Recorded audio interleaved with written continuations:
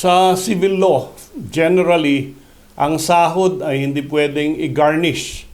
Hindi pwedeng i-execute ng sheriff pag ikaw ay may utang sa iba, nagkaroon ng final judgment or final order, at yung sheriff is directed to confiscate your personal properties. General rule, under civil law, hindi pwedeng kunin yung salaries and wages.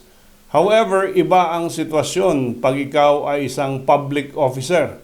At sinabi ng ating Korte Suprema ay pag ikaw ay isang pampublikong opisyal, ay pwedeng i-garnish ang iyong mga salary para mabayaran ang iyong sweldo.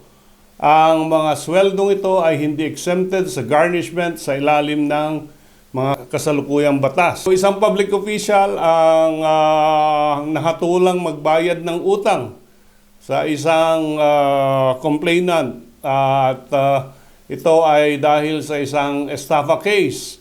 At para mabayaran ang utang dun sa complainant na worth 308,000 pesos, pinayagan ng Regional Trial Court ang garnishment ng kanyang sweldo na nakadeposito sa Philippine Veterans Bank.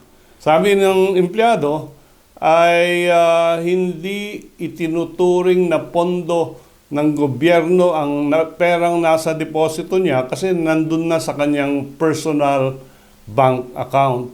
However, ito ay ni-reverse ng ating Korte Suprema.